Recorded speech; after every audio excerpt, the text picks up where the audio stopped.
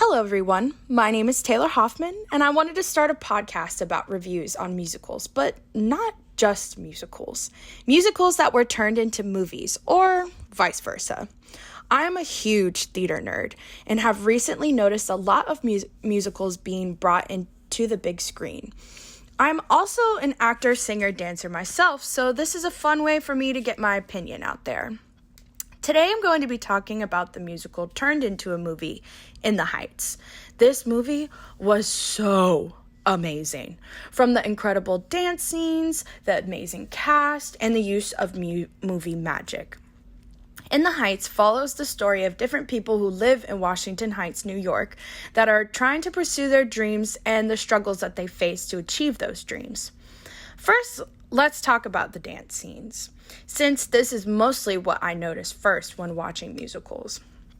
The dance scenes were incredible.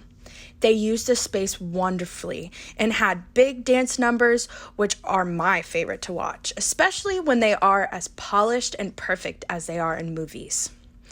My favorite scene was No Me Diga, which is set in the hair salon that everyone goes to. Even though there isn't that much dancing in this scene, they executed it so well. They even had the mannequins that had wigs on them turning their heads like they were listening to the gossip. Another element that I want to talk about is the cast.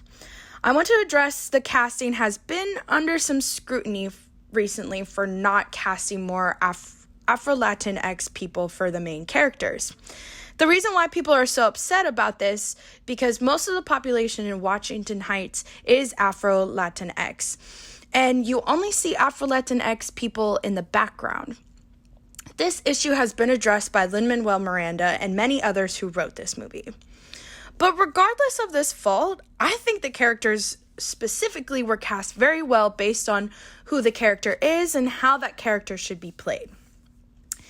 Anthony Ramos did an amazing job.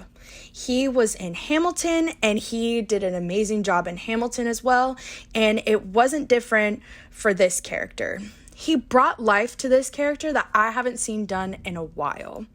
His presence filled the room in every scene that he was in.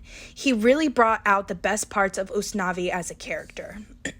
Leslie Grace did an amazing job as Nina Rosario, who comes back from college to revive her Latina heritage after going to a white-dominated school. She has such a strong screen presence and gives this character more power than I've ever seen done before. She really made Nina into a woman who wants to find her own path and not the one that her family wants her to pursue. I could go on and on about the other performances, but I would be here forever, and I'm trying to keep this as short as I can. Another element that I want to talk about is how amazing this musical was on screen. Usually, I'm very critical of musicals that are turned into movies because I feel that they're always kind of better on the stage. But this musical was different because I really think this musical being turned into a movie took away the limitations that it would have on stage. They really used a lot of movie magic.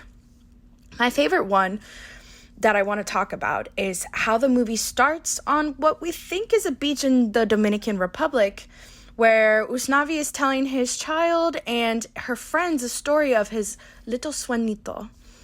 Throughout the movie, they cut to the scenes of him telling this story, and it always cuts back to the beach scene. The end of the movie, it is revealed that he stayed in Washington Heights and is raising his daughter there with Nina Rosario, and his sueñito came true, and he didn't have to go very far to achieve it. Overall, this movie is a must-watch. Even if you don't like musicals, you will love this one. Let me know what your favorite scene was in the comments below, and I will see you next time for another movie musical review.